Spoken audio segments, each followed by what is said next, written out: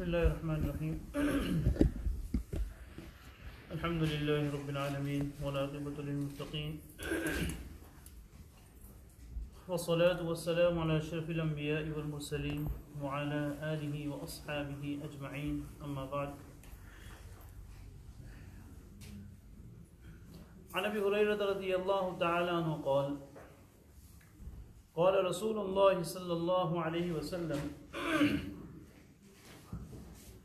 Gaza नबिय्युम मिनल अंबिया'i सल्लल्लाहु व सलामुहु अलैहिम फ़क़ाल लिक़ौमिही ला यत्तबिअनी रजुलुन मलका बुदअ इम्रअतिन व हुवा युरीदु अन यबनिय बिहा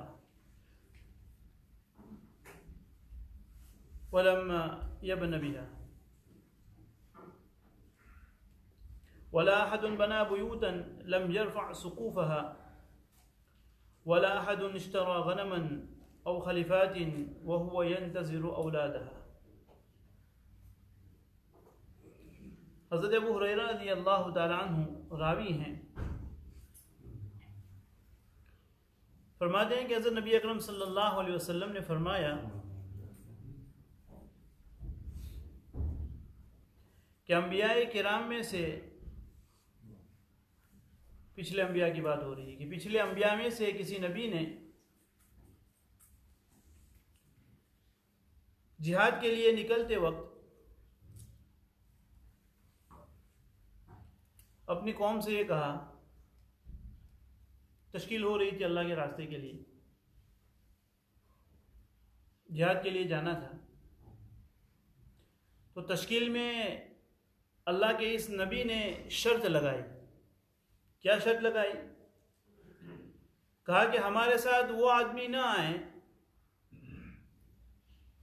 हमारे साथ वो आदमी ना आए कि जिसने किसी औरत के साथ निकाह कर लिया है, जिसने किसी औरत के साथ क्या कर लिया है, निकाह कर लिया है, लेकिन अभी उसने उस औरत से मुलाकात नहीं की। निकाह हो गया है लेकिन अभी उसने उस औरत को देखा नहीं, उससे मुलाकात नहीं हुई। दूसरी शर्त यह लगाई, ऐसा आदमी भी हमारे साथ ना आए कि जिसके घर का काम चल रहा हो, जिसके घर का कंस्ट्रक्शन या बिल्डिंग वर्क हो रहा हो, उसके घर की रूफ और छत लगानी अभी बाकी हो। और फरमाया तीसरे नंबर पर तीसरी शर्त ये लगाई कि वला अहदुन इश्तरा गनमन औ खलीफातिन, कि किसी आदमी ने ऐसी बकरियां या ऐसी ऊंटनियां खरीदी हो कि जो हामिला हो, प्रेग्नेंट हो, उम्मीद से हो, और उसके यहाँ उसकी बकरी के पास या उसकी ऊंटनी के पास बच्चे होने वाले, ये शर्त लगाई। हदीस लंबी है, उसका खुलासा बता रहा हूं। ये नबी कौन थे? तो ये हजरत यूशा अलैहिस्सलाम थे।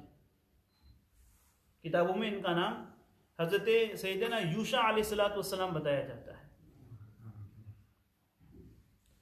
हजरत मूसा अलैहिस्सलाम के 40 साल बाद इनकी बासत हुई है।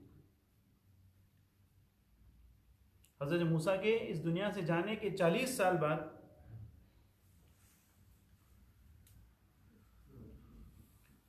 इनकी बासत हुई है, ये नबी बने हैं हजरत यूशा अलैहिस्सलाम। इन्होंने अपनी कौम की तश्कील की कि एक कौम जब्बारीन है, कौम जब्बारीन है, एक जालिम कौम है, उनके साथ महाज आराई के लिए, उनके साथ लड़ने के लिए हमें जाना है।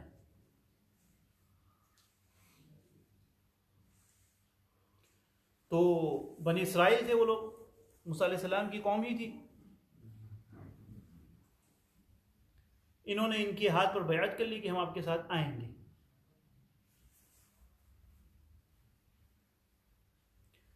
लेकिन जब उन्होंने बैअत की, जब वादा लिया, तो ये 3 शर्तें लगाई कि ये 3 आदमी मेरे साथ ना आए। कौन सा? कि जिसके निकाह हो गए हो लेकिन अभी रुखसत ही नहीं हुई हो, यानी वो इरादा कर रहा हो कि अपनी बीवी से जाके मिले, तो ऐसा शख्स मेरे साथ ना आए। क्यों ना आए? अल्लामा आइनी रहमतुल्लाह अलैह ने लिखा है कि क्योंकि ये जिहाद के लिए, अल्लाह के रास्ते के लिए, एक अहम काम के लिए जा रहे थे। तो अगर ऐसे शख्स को ले जाएंगे कि जिसका निकाह हुआ हो और उसकी बीवी से भी मुलाकात न हुई हो, तो फिर उसका जो अहम काम की तरफ जो उसका फोकस होना चाहिए, उसकी जो अहमियत उसके दिल में होनी चाहिए, यकसुई जो होनी चाहिए, वो यकसुई उसके दिल में नहीं होगी, उसके जहन के अंदर इंतशार होगा और जो तवज्जो के साथ काम होना चाहिए वो काम।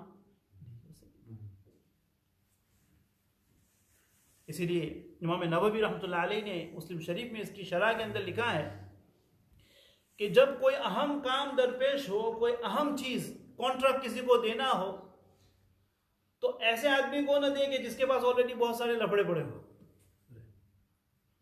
कि उसका जहन किसी और जगह उलझा हुआ हो। ऐसे आदमी को देना चाहिए कि जो मजबूत भी हो, अमानतदार भी हो और उसके पास पहले से ऑलरेडी जहनी उलझने ना हो, वरना वो आपके काम के अंदर क्या नहीं करेगा, तवज्जो और यकसुई के साथ आपका काम करने वाला। जैसे कि बिल्डर होता है, उसके पास अगर ऑलरेडी 4-5 पहले से जॉब पड़े हुए हैं, आप देंगे तो वो आपका काम क्या देगा? उसके पास तो ऑलरेडी जहनी वसाविस इंतशार उसके पास मौजूद है। और ये बिल्कुल आम बात है कि भाई किसी आदमी का निकाह हो गया हो और अभी उसकी बीवी से उसकी मुलाकात ना हुई हो, ठीक है ना। अब तो आज के ज़माने में तो समझना बहुत ही आसान है। आप उसका व्हाट्सएप स्टेटस चेक करते रहें कि भाई वो क्या डालता है उसके ऊपर। कभी हार्ट रखेगा और कभी फ्लावर रखेगा और पता नहीं क्या क्या चीज़ें उसके जहन में चलती है कि नहीं। हमारे हिंदुस्तान के अंदर, हमारे इलाके के अंदर एक है सलीम भाई है, वो सलीम जानू के नाम से मशहूर है। उनकी सरनेम तो मुझे भी पता नहीं क्योंकि वो इसी नाम से मशहूर है, सलीम जानू। तो इनके मुतालिक ये बताया जाता है कि वो नई उनकी शादी हुई थी, तो जमात वाले तश्कील करके उनको ले गए जमात में, ठीक है नहीं भाई। तो जब वो तालीम का वक्त होता है, तो जब तालीम के वक्त जब शुरू होते हैं कि सारे तालीम ऐसा इज्तिमाई अमल है, तो वहाँ कोई शादी इधर उधर होता नहीं है। तो वो जब तालीम शुरू होती है तो रोज़ाना अमीर साहब के पास पेशाब की छुट्टी लेके वो टॉयलेट में चले जाते। तो अमीर साहब ने कि भाई अभी एक चीज़ की पैटर्न होती है तो समझ में आता है ना कि भाई कोई यहाँ गड़बड़ है। जैसे मौलाना ने बताया कि आजकल तो वो ज़माना है कि वो कान में डट्टे लगे होते हैं, तो कोई पता भी नहीं, वो खुद बात कर रहा है लेकिन किसी को पता नहीं चलता कि ये मेरी आवाज़ कोई सुन रहा है। तो वो रोज़ाना वो तालीम से भाग जाते हैं, वो टॉयलेट में जाके फिर वो बीवी के साथ बात करते हैं वहाँ से। तो अमीर साहब ने कहा कि मतलब इनको पकड़ना चाहिए। तो वो गए, तो थोड़ी देर के बाद अमीर साहब भी गए उसके बाजू वाली टॉयलेट के अंदर। तो वो आराम से वो कान के लगा के बैठे, वो जानू जानू कर रहे हैं। वो हमारे वहाँ जो एक मोहब्बत का लफ्ज़ है जानू भाई, ठीक है ना, वो शादी वाले समझ सकते हैं भाई, नाबालिग बुलुगत की लफ्ज़त को क्या जाने। तो जानू जानू करके बात कर रहे थे, तो तब से अमीर साहब ने उनके साथ तो मजाक करना शुरू कर दिया। तब से वो उसी नाम से मशहूर हो गए। हालांकि माशाल्लाह बहुत ठहरे हुए साथी है माशाल्लाह, और बहुत ही अल्लाह उनसे काम भी लेता है और माशाल्लाह और काफ़ी वक्त लगाया है उनका। लेकिन वो आज जब से हुआ वो इसी नाम से मशहूर हो गए, फिर वो सलीम जानू। और तभी उनको कोई अगर आप उनके नाम से, उनके सरनेम से भी बुलाएगा तो वो कोई नहीं पहचानेगा उनको। तो ये होता है कि जब इंसान हो कि उसके निकाह हो गए हो और अभी मुलाकात ही ना हुई हो, तो ये आदाब भी यानी ये इससे हमसे एक अदब भी मालूम होता है कि कैसे लोगों को किसी अहम काम के लिए इनकरेज करना चाहिए, ले जाना चाहिए। लेकिन भाई एक आदमी को आपने ज़बरदस्ती कर लिया, तैयार कर लिया, लेकिन अगर उसकी जहनी तवज्जो बटी हुई है तो ऐसे अहम काम के अंदर वो क्या नहीं कर सकता, तवज्जो फिर नहीं दे सकता है। इसलिए उन्होंने कहा कि भाई ऐसा आदमी मेरे साथ ना आए, क्योंकि जिहाद तो बहुत ही आला अमल है। तो फिर वहाँ जाके भी अगर भी उसके जहन के अंदर दूसरी चीज़ें चलती रहेंगी तो इस काम के ऊपर तवज्जो नहीं रहेगी। और फिर जब जहनी तवज्जो नहीं होती है ना, ये बात भी खास याद रखें कि बाज़ चीज़ें ऐसी होती हैं जो इज्तिमाई अमल ऐसे होते हैं कि उसमें सारे, खुसूसन अल्लाह के रास्ते का मामला, कि सारे लोगों की तवज्जो एक ना हो, सारे लोगों की फिक्र एक ना हो, तब तक अल्लाह की मदद नहीं आती। 10 लोग लगे हुए हैं किसी काम के अंदर, 8 लोगों का मकसद कुछ और है, 2 लोगों का मकसद कुछ और है, तो अल्लाह की मदद नहीं आएगी। सारे लोगों की तवज्जो और उनकी फिक्र एक होगी, उनकी फिक्र का महवर एक होगा, तब जाके वो अल्लाह की रहमत को खींच सकते हैं। तो कहा है कि ऐसे आदमी हमारे साथ ना आए कि वह युरीदु अन यबनिय बिहा, कि उसका इरादा है कि वो अपनी बीवी से जाके मिलेगा, उससे मुलाकात करेगा, हालांकि भी उसके साथ मुलाकात हुई नहीं।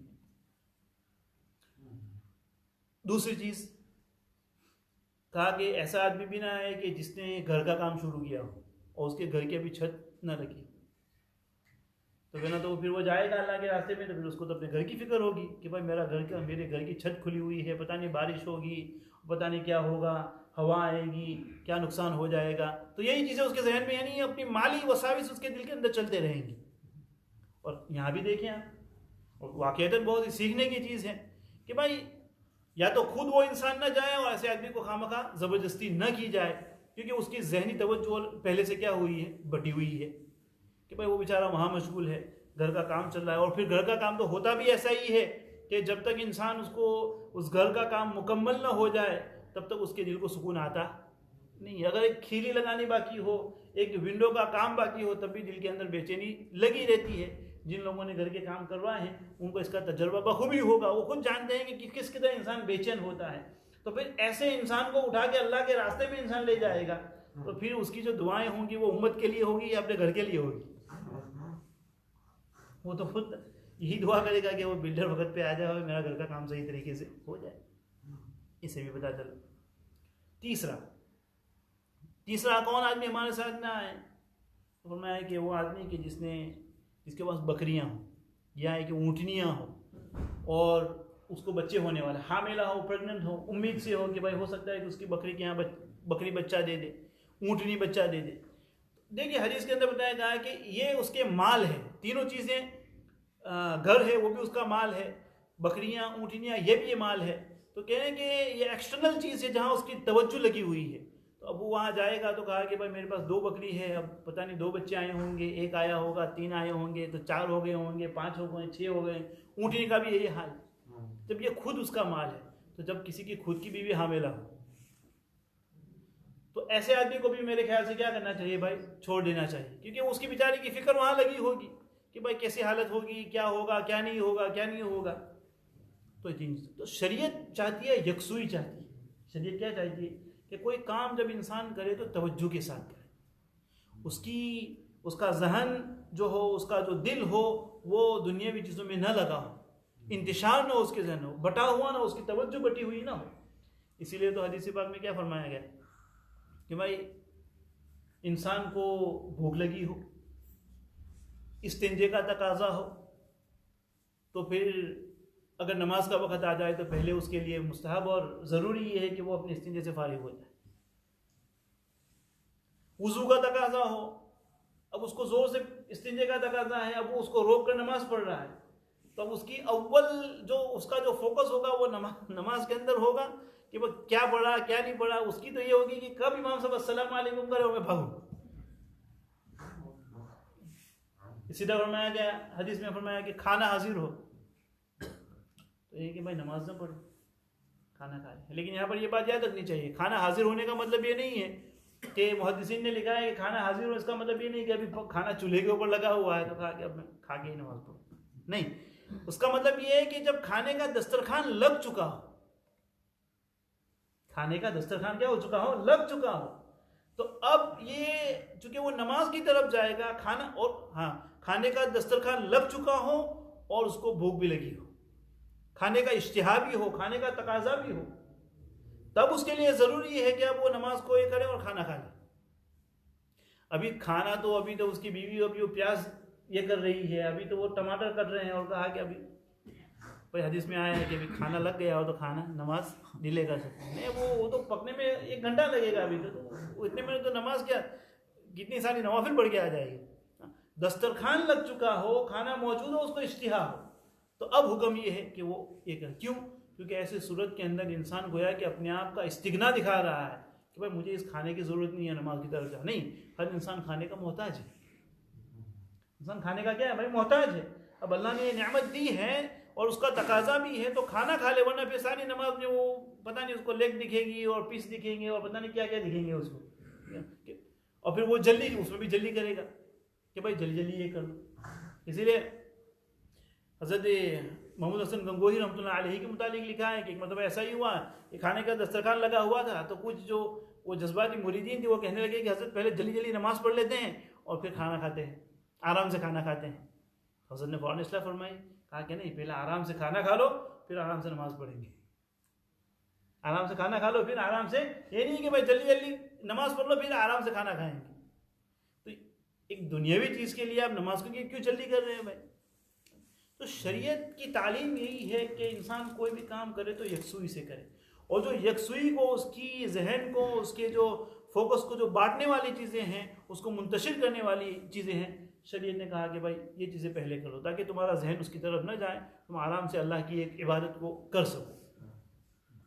तो इसलिए इन तीनों को मना किया। तो हज़रत यूशा अलैहिस्सलाम, ये बनी इसराइल थी, कौम बनी इसराइल थी, तो इनको जिहाद के लिए, अल्लाह के रास्ते के लिए उनको इनकरेज किया जा रहा था। तो इन्होंने इनकी दावत को कबूल कर लिया, और दावत कबूल करने के बाद ये लोग कौम जब्बारीन की तरफ वहाँ चले हैं। तकरीबन 6 महीने तक उन्होंने जिस कौम से वो लड़ने के लिए जा रहे थे, 6 महीने तक उस कौम को उन्होंने सराउंड किया है। 6 महीने तक उसको घेर के रखा है। 6 महीने तक उसका कोई हासिल नहीं हुआ। 7वें महीने के अंदर ये लोग इस कौम की जो उनकी दीवार थी, उनको जो किले की दीवार थी जिसके अंदर उन्होंने अपने आप को बंद कर लिया था फोर्ट के अंदर, उसको गिराने के अंदर ये लोग कामयाब हुए 6 महीने के बाद। तो फिर 7वें महीने में इस कौम से इनकी लड़ाई शुरू हुई, और जिस दिन ये जिहाद शुरू हुआ वो जुमा का दिन था। वो दिन जुमा का दिन था। अब सुबह से लड़ाई चल रही है, और उस कौम का अकीदा ये था कि वो चूँकि बनी इसराइल थे, और बनी इसराइल की शरीयत में ये था कि वो सैटरडे को कोई काम करते नहीं थे। उसी को लेकर हम चल रहे हैं ना आज तक भाई।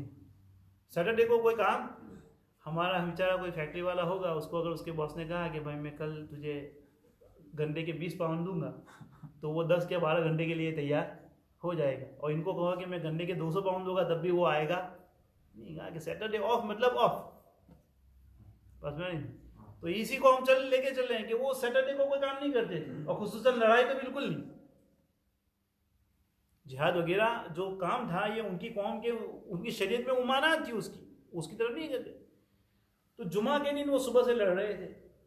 अब शाम का वक्त आ गया,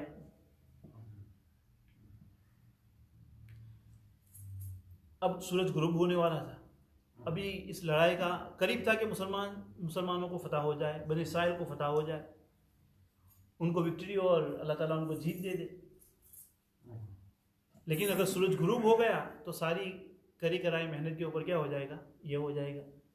और फिर पता नहीं कि ये लोग बनी इसराइल थे और अंबिया उनके मिजाज से वाकिफ़ थे कि ये लोग अगर फिर कल तैयार हुए या एक मंडे को तैयार हुए नहीं हुए, अब तभी एक मुस्तकिल मसला होगा। इसलिए कि बात किसी तरह अभी ही ख़त्म करनी चाहिए। हज़रत यूशा अलैहिस्सलाम ने अल्लाह रब्बुल इज़्ज़त से दुआ फरमाई। अल्लाह ताला से क्या फरमाई? दुआ फरमाई।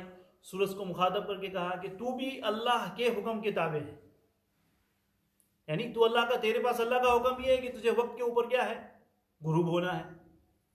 और मैं भी अल्लाह ही के हुक्म के लिए यहाँ आया हूँ, मैं भी अल्लाह ही के कलीमे को बुलंद करने के लिए आया हूँ। तो तू भी अल्लाह का काम कर रहा है, मैं भी अल्लाह का काम कर रहा हूँ। तो मैं तुझे अल्लाह का वास्ता देकर ये हुक्म देता हूँ कि तू रुक जा। तो हज़रत यूसा अलैहिस्सलाम ने अल्लाह के हुक्म से सूरज को हुक्म दिया, और सूरज अपनी जगह के ऊपर ठहर गया। सूरज अपनी जगह के ऊपर यहाँ तक कि ये लोग लड़ते रहे, यहाँ तक कि मुसलमानों को क्या हो गई, फतह हासिल हो, सूरज को रोक लिया गया। अब हुआ ये कि ये चूंकि बनी इसराइल थे, तो जब लड़ाई खत्म होती है, जो वॉर ऑफ बूटी होता है, जिसको माले गनीमत कहा जाता है,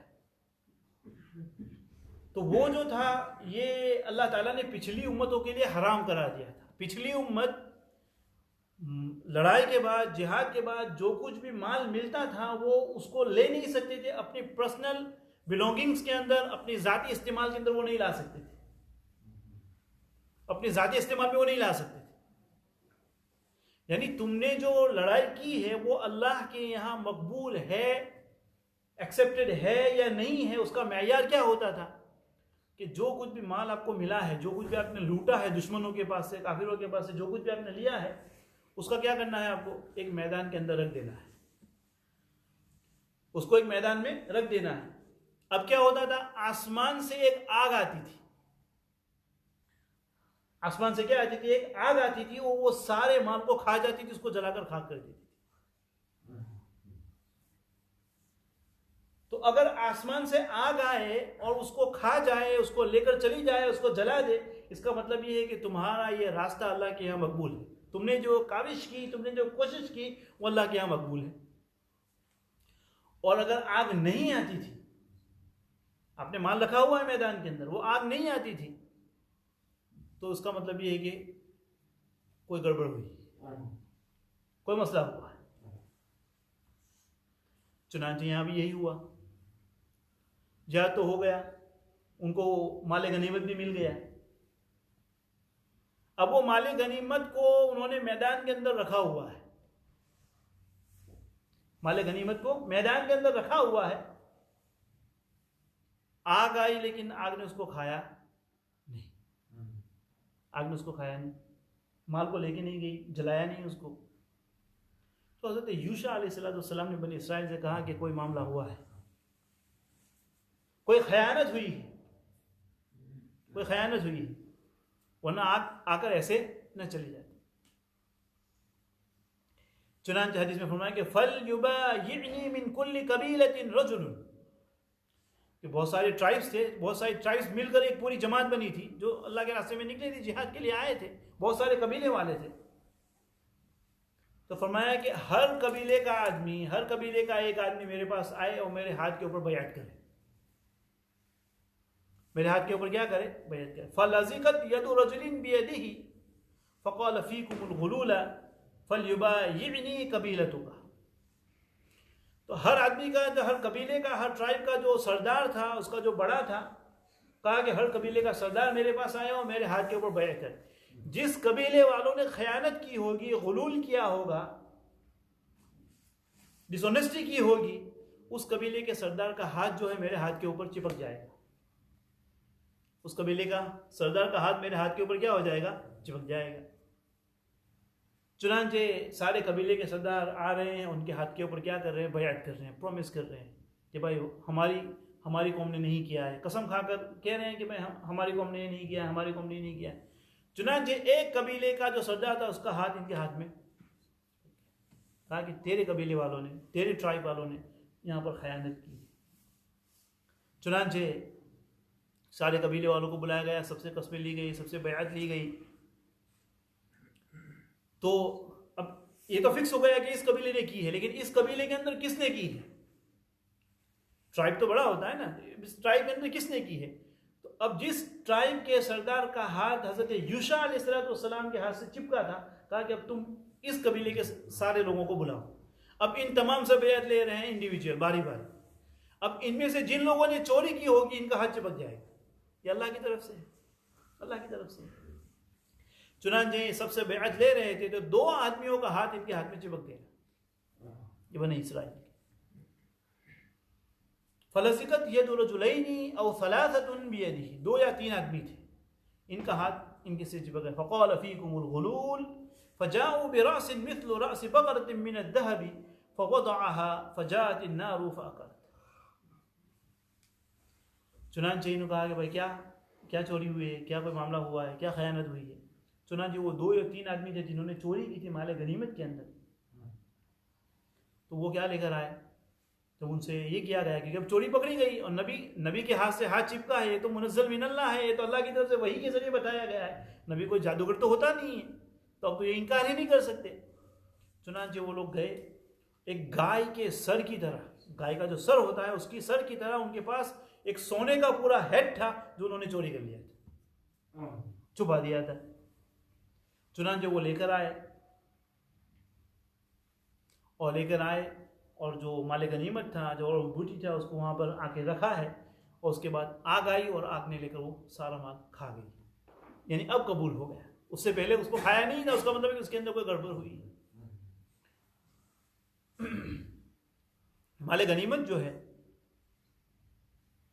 ये पिछली उम्मतों के लिए हलाल नहीं था, लेकिन अल्लाह ताला ने, देखिए हदीस में, सुम्मा अहल्लल्लाहु लनल गनाइम लम्मा रआ दुअफना व इज्जना फअहल्लहा लना, कि पिछली उम्मतों को जो जिहाद के अंदर जो माल मिलता था वो उसको इस्तेमाल नहीं कर सकते, लेकिन इस उम्मत के लिए अल्लाह ताला ने इसको हलाल कर दिया। इस उम्मत के लिए अल्लाह ताला ने इसको हलाल कर दिया कि जो भी माल गनीमत के अंदर मिलेगा, मुसलमान आपस में लड़के जो वहां से लेंगे, उसमें सारे मुसलमानों का हिस्सा होगा, खुम्स के अलावा। वो जो अल्लाह उसके रसूल का होता है, 5वां हिस्सा निकाल दिया जाता था, वो अल्लाह उसके रसूल का हुआ करता था। और उसके अलावा जो माल होता था वो तमाम मुसलमानों के ऊपर तकसीम कर दिया जाता था। फिर उसी से जो उनके जो असलिहा होते थे, घोड़े वगैरह को खरीदना होता था, ऊँट वगैरह को खरीदना होता था, तो मुसलमानों के आम कामों के लिए, उनके फ़ायदे के लिए भी इस्तेमाल किया जाता था। और दूसरे जो काम होते थे, जो चीज़ें खरीदनी होती थी, उसी से खरीदी जाती थी। तो ये अल्लाह ताला का इस उम्मत के साथ ये ख़ास मामला है कि अल्लाह ताला ने इस उम्मत के लिए इसको हलाल किया, दूसरी उम्मतों के लिए हलाल नहीं था।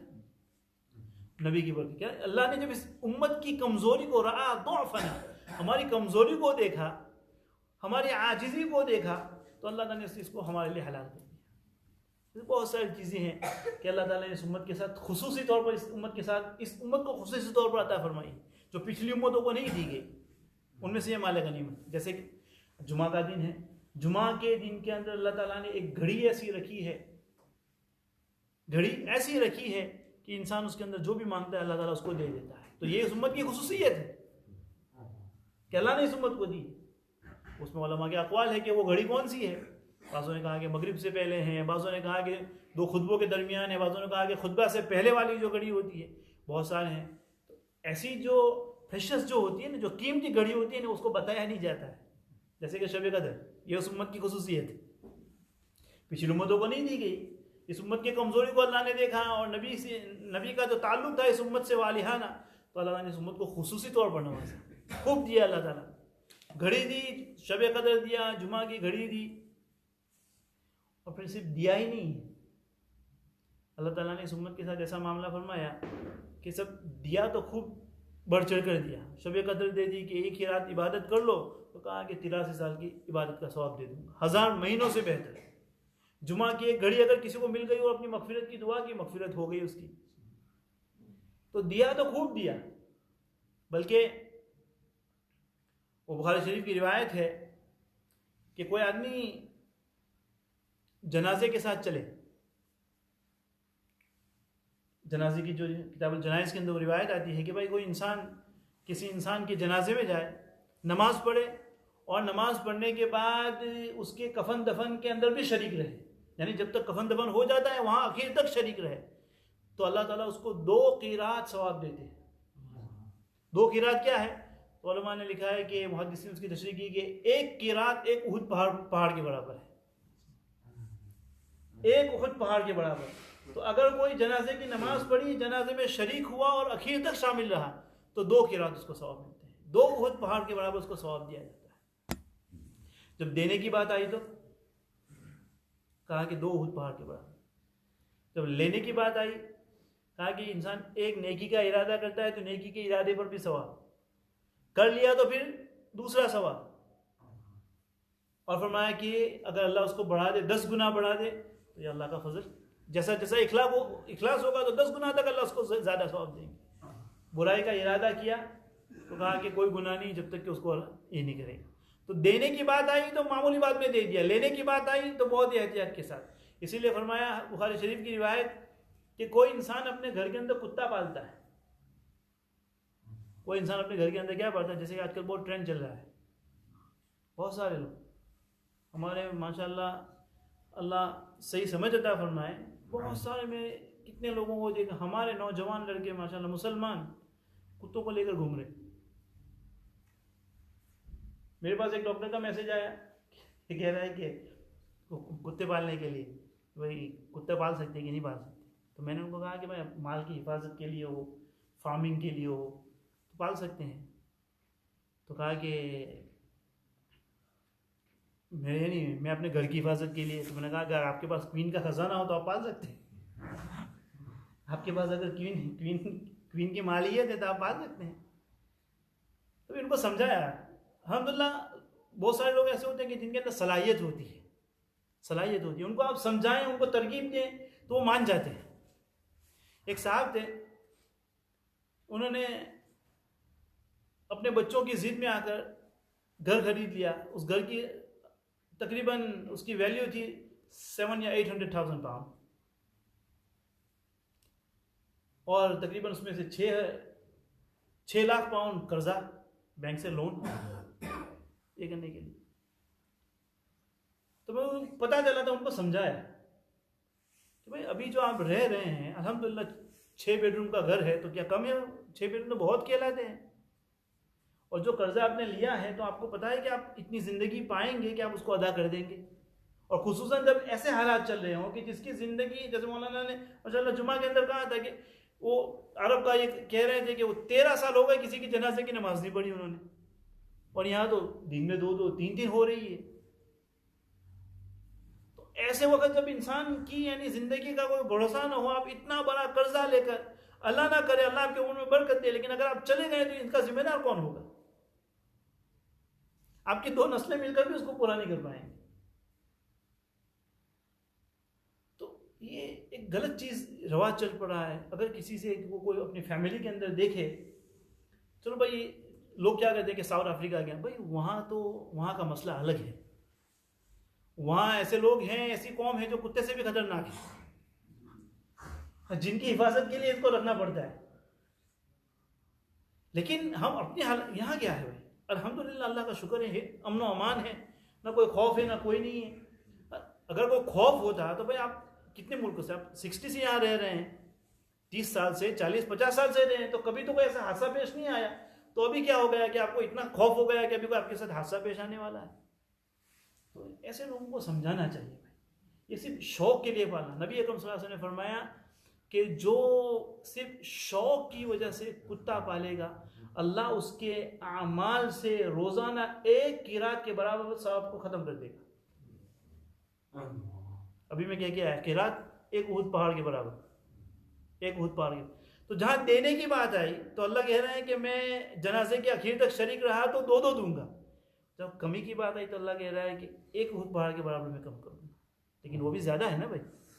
कौन आमाल, कोई इंसान ऐसा दावा कर सकता है कि मैं रोजाना उहद पहाड़ के बराबर नेकियां कमाता हूं? कोई नहीं कर सकता। एक तो है कुछ नहीं है, और फिर उसके अंदर से भी कम होंगे तो वैसे ही हम तो कर्जे में चले जाएंगे। तो लोगों को समझना, तो ये अल्लाह ताला का इस उम्मत के साथ ये खुसूसी मामला और एहसान है कि जब देने की बात आई तो अल्लाह ताला खूब दिया, और जब लेने की बात आई तो अल्लाह ताला ने नबी हमारी कमजोरी को देखकर, नबी अकरम सल्लल्लाहु अलैहि वसल्लम की दुआओं की बरकत से, खुसूसन तो ये नबी अकरम सल्लल्लाहु अलैहि वसल्लम की दुआएं हैं कि लेने की बात आई तो अल्लाह ताला ने बहुत ही कम लिया हम लोग से। अब ये सूरज का जो मामला है, जैसे हज़रत यूशा अलैहिस्सलाम के साथ हुआ है कि सूरज को रोका है, हज़रत नबी अकरम सल्लल्लाहु अलैहि वसल्लम के लिए भी सूरज 2 मरतबा रोका गया है। एक शब मेराज की वापसी के वक्त जब हज़रत नबी अकरम सल्लल्लाहु अलैहि वसल्लम मेराज से वापस हुए हैं, जब मक्का तशरीफ लाए हैं, तो आप अलैहिस्सलाम ने मक्का वालों को यह खबर दी कि जब मैं मेराज से आ रहा था तो मैंने एक काफिले को देखा कि वो फलां जगह के ऊपर है, और उसका जो सबसे पहला ऊंट है उसके ऊपर इस किस्म की चादर लगी हुई है, धारी वाली चादर लगी हुई है। और वो जब मैं वापस आ रहा तो मैंने देखा कि वो अभी वहां पहुंचने वाले हैं, और मेरा अंदाजा ये है कि वो फला दिन गुरूब से पहले यहाँ पहुंच जाएगा, फला जगह के ऊपर पहुंच जाएगा। अब चूंकि नबी अकरम सल्लल्लाहु अलैहि वसल्लम ने दावा किया था कि मैं मेराज में जाके आया हूँ, 7 आसमानों में जाके आया हूँ, तो लोगों के अंदर ये भी थी कि उन्होंने वहां से देखा है तो देखना भी चाहिए कि वाकई तो उन्होंने सच देखा है कि झूठ देखा है। तो सारे लोग उस जगह के ऊपर उस काफिले को देखने के लिए जमा हो गए कि नबी अकरम सल्लल्लाहु अलैहि वसल्लम ने फरमाया कि वो सूरज गुरूब होने से पहले वहां पहुंच जाएगा। तो अब सूरज गुरूब होने वाला था, वो काफिला भी पहुंचा नहीं था। हज़रत नबी अकरम सल्लल्लाहु अलैहि वसल्लम ने अल्लाह ताला से दुआ की सूरज को देखा, अल्लाह ताला ने सूरज को रोक दिया, अल्लाह ताला ने सूरज को रोक दिया, और सूरज को रोक दिया और काफिला आ गया, फिर सूरज को रोक दिया। ये एक मरतबा ग़ज़वे खंदक के मौके पर हुआ है। हज़रत नबी अकरम सल्लल्लाहु अलैहि वसल्लम की नमाज असर बाकी थी, सूरज गुरूब होने वाला था, जिहाद वगैरह के कामों के अंदर मशगूल थे, उसकी वजह से ख्याल ना रहा या वक़्त न मिला दुश्मनों से हटने का, और नमाज करीब था कि नमाज कज़ा हो जाए। तो नबी अकरम सल्लल्लाहु अलैहि वसल्लम ने दुआ फरमाई, यहाँ तक कि सूरज को अल्लाह ताला ने वापस लौटा दिया, रोज रोक दिया। 2 मरतबा खुद नबी के लिए हुआ है। एक मरतबा हज़रत नबी अकरम सल्लल्लाहु अलैहि वसल्लम के हुक्म से हज़रत अली के लिए भी हुआ है। मेरे ख्याल से खैबर के मौके पर हज़रत नबी अकरम सल्लल्लाहु अलैहि वसल्लम हज़रत अली रज़ी अल्लाह ताला अन्हु की गोद में सर रख कर सो गए, और नबी अकरम सल्लल्लाहु अलैहि वसल्लम बहुत ही कंफर्ट के अंदर थे, हज़रत अली की गोद में सर रख के सोए हुए थे। तो हज़रत अली रज़ी अल्लाह ताला अन्हु ने मुनासिब नहीं समझा कि वो हरकत करे और उठ जाएं और नबी अकरम सल्लल्लाहु अलैहि वसल्लम की नींद के अंदर खलल वाक़ हो जाए, यहाँ तक कि सूरज बिल्कुल गुरूब होने वाला था। हज़रत नबी अकरम सल्लल्लाहु अलैहि वसल्लम की आँख खुली, हज़रत अली रज़ी अल्लाह ताला को पूछा कि नमाज, कहा कि अल्लाह के हबीब मैंने नमाज, मेरी असर की नमाज बाकी, मैंने गवारा नहीं किया कि आपको उठाऊं। तो हज़रत नबी अकरम सल्लल्लाहु अलैहि वसल्लम ने अल्लाह ताला से दुआ फरमाई, और दुआ फरमाई अल्लाह ताला ने, दुआ फरमाने की बरकत से अल्लाह ताला ने सूरज को वापस लौटाया। हदीस में साहबा कहते हैं कि हमने देखा कि पहाड़ों के साए, इंसानों के साए हम देख रहे थे, सूरज इतना ऊपर आ गया, इतना ऊपर आ गया, हम साहब ने थे। और एक मरतबा हज़रत मूसा अलैहिस्सलाम के लिए भी हुआ है। अब सवाल ये होता है कि क्या ऐसा मुमकिन है? अब इसके ऊपर हम बहस शुरू करेंगे तो हमारी मगरिब की नमाज हो जाएंगी, लेकिन कि क्या ऐसा मुमकिन है? असल में देखिए, अल्लाह ताला ने दुनिया में 2 निज़ाम चलाए हैं। अल्लाह ने दुनिया में कितने निज़ाम चलाए हैं? 2 निज़ाम चलाए हैं। एक तकवीनी निज़ाम जिसको हम कॉस्मिक लॉ कहते हैं, तकवीनी निज़ाम, और एक है तशरीई निज़ाम। ये जो है कॉस्मिक लॉ, तकवीनी निज़ाम, ये अल्लाह ताला का ऐसा ठोस और मजबूत निज़ाम है कि इसके अंदर ना कोई कमी हो सकती है और इसके अंदर ना कोई चेंजेस हो सकता है, बल्कि इसके अंदर अल्लाह ताला चेंजेस की कोई गुंजाइश ही नहीं रखी है। कोई अल्लाह ताला इसके अंदर किसी किस्म का इंटरफियर पसंद ही नहीं करते और पॉसिबल ही नहीं है इसके अंदर। तकवीनी निज़ाम, कॉस्मिक लॉ, सूरज का अपने वक़्त के ऊपर तुलू होना, अपने वक़्त के ऊपर गुरूब होना, ठीक है ना भाई, ये अल्लाह ताला का एक कॉस्मिक लॉ है। अब आज के दिन की जो तारीख है 28 मई को, अब 100 साल पहले, 100 ईयर बिफोर, आप चेक कर लें कि सूरज 28 मई को जिस वक्त गुरूब होता था वो उसी वक्त गुरूब हो, आज भी उसी वक्त, 1 सेकंड आगे पीछे नहीं। और 100 ईयर बिफोर आप 28 मई को आप सूरज को चेक कर लेंगे, जिस दिन वो तुलू होता था, जिस टाइम के ऊपर, वो कल भी इसी टाइम पर तुलू होगा। ये अल्लाह ताला का ऐसा निज़ाम है कि इसमें अल्लाह ताला इंटरफियरेंस को पसंद नहीं करते और उसमें पॉसिबल ही नहीं है। मैंने आगे एक मिसाल भी दी थी, जैसे कि अल्लाह ताला ने जानवरों के लिए, वो जानवर जिसको हम कहते हैं कि वो ग्रास वगैरह खाते हैं, घास भूस वगैरह खाते हैं, ये अल्लाह ताला का तकवीनी निज़ाम है। आपने किसी गाय को नहीं देखा होगा कि वो गोश्त खा रही है, किसी भैंस को नहीं देखा कि वो गोश्त खा रही है, किसी शेर को नहीं देखा कि वो घास खा रहा है कि नहीं।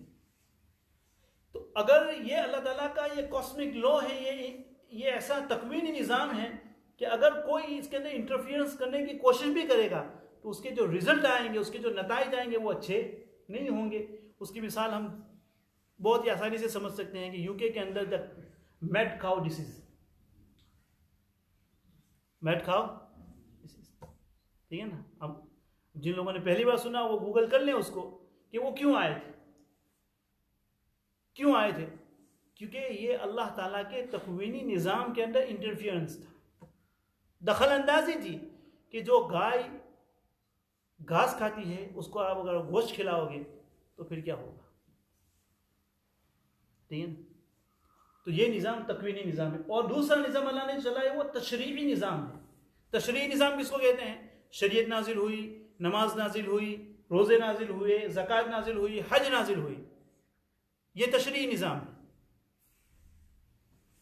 लेकिन अल्लाह ने तशरीई निज़ाम के अंदर ऐसी ताकत रखी है कि कोई इंसान तशरीई निज़ाम को अडोप्ट कर ले और उसके ऊपर 100% अपनी ज़िंदगी को डाल दे, उसको अपनी ज़िंदगी में ले आए, तो अल्लाह ताला इस कॉस्मिक लॉ को, इस तकवीनी निज़ाम को तुम्हारे ताबे कर देता है। अंबिया के लिए हुआ कि नहीं? क्यों? हालांकि अल्लाह इसके अंदर चेंजेस नहीं होते हैं, लेकिन उनकी जिंदगी शरीयत के मुताबिक, अल्लाह की रजा के मुताबिक ऐसी थी कि अल्लाह ताला ने उस निज़ाम को इनके ताबे कर दिया कि तुम कहो तो हो जाएगा। भाई हमसे कोई कुत्ता भी डरता है, अगर कोई कुत्ता आ रहा हो, अगर पार्क में चल रहा हो तो वहीं से रास्ता बदल देता है। हमने हयात सहाबा में क्या पढ़ा कि सहाबा जंगल में गए तो उनके हुक्मों से जंगल के वाशी जानवरों ने रास्ता छोड़ दिया। उनकी जिंदगियों में दीन ऐसा था, शरीयत के ऊपर अमल ऐसा था कि अल्लाह ने वो निज़ाम जो अल्लाह किसी के लिए बदलता नहीं है, लेकिन अल्लाह ने तशरीह के अंदर, शरीयत के अंदर वो ताकत रखी है कि अगर उसके ऊपर कोई अमल पैरा हो जाए तो अल्लाह ताला उस निज़ाम को इसके ताबे कर देते। हज़रत यूशा के लिए हुआ, हज़रत नबी अकरम सल्लल्लाहु अलैहि वसल्लम के लिए हुआ, हज़रत मूसा के लिए हुआ। तो आप कह रहे होंगे कि ये तो अंबिया थे, अल्लाह के मुकर्रम बंदे थे। तो मैं आपको और एक मिसाल देता हूँ, असहाबे कहफ को देख लीजिए। असहाबे कहफ को देख लीजिए। इद अवल फित्यतु इलल कहफि फक़ालू रब्बना वहय्यि लना मिन अमरिना रशदा, कि अल्लाह ताला, ये कुछ नौजवान थे जो अपने ईमान को बचाने के लिए, अपने ईमान की हिफाजत के लिए, उनका कोई और मकसद नहीं था कि उनके खिलाफ उन्होंने कोई चोरी की थी, उन्होंने कोई रॉबरी की थी तो वो पुलिस से बचने के लिए वहां छुप रहे थे। नहीं, वो जालिम बादशाह से वो जो ईमान को लूट रहा था, अपनी ईमान की हिफाजत के लिए कहाँ आ गए थे? गाड़ के अंदर आ गए और कहने कि अल्लाह ताला हमको दीन की सही समझ अता फरमा, सही कुव्वत फैसला अता फरमा। ये भी अल्लाह ताला से मांगने वाली चीज़ है। वो हय्यि लना मिन अमरिना रशदा, हर मामले की सेंस, हर मामले की समझ कि उस वक्त हमें कैसा फैसला करना है, अल्लाह तो हमें अता फरमा। अब असहाबे कहफ न तो नबी हैं और न किसी नबी के सहाबी हैं, क्योंकि कुरान का अगर मुताला करें तो असहाबे कहफ के अंदर उस जमाने में किसी नबी का जिक्र मिलता। अगर कोई नबी होता तो वो उनको देखने की वजह से सहाबी होते, किसी नबी का जिक्र ही नहीं मिलता तो वो सहाबी भी नहीं हुए। बस में न वो नबी थे न सहाबी थे। कुरान क्या कह रहा है? वतरा शम्स इज़ा तलअत तज़ावरु अन कहफिहिम ज़ातल यमीनी व ज़ात शिमाल, वो पहाड़ के बिल्कुल एज के ऊपर थे। 300 से ज्यादा साल सोए हैं, 300 से ज्यादा साल। कुरान कह रहा है कि सूरज तुलू होता है, सूरज गुरूब होता है, न उसकी तपिश से उनको कोई ये हो रहा है। मौसम, 300 साल में कितने मौसम बदले होंगे? न उनको सर्दी ने परेशान किया, न सूरज की गर्मी ने उनको परेशान किया। बात यही है, कौन सी बात? कि तशरीई उमूर के ऊपर आप जितने पक्के होंगे, शरीयत आपकी जिंदगी में जितनी पक्की होगी, तो अल्लाह तकवीन को तुम्हारे ताबे करेगा। जब अल्लाह तकवीन को तुम्हारे ताबे कर सकता है तो मेरे दोस्तों, ये दुनिया की बातिल ताकत है कि नहीं? अब मैं क्या नाम लूँ, आप सभी जानते हैं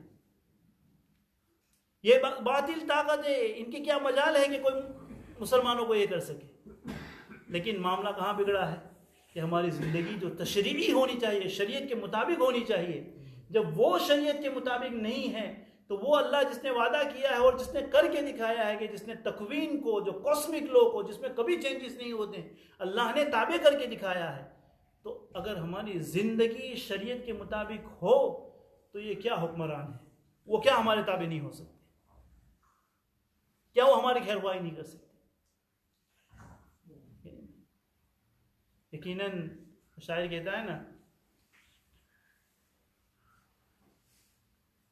यकीनन रहबर मंजिली कहीं से काफिला भूला, यानी कह रहे हैं कि यकीनन रहबर मंजिली कहीं से काफिला भूला, वरना काफिला का काफिला गुम हो नहीं सकता। जो काफिले का रहबर था, जो सारी उम्मतों की सरदार थी, वही अपना रास्ता चुप भूल गई है कि नहीं?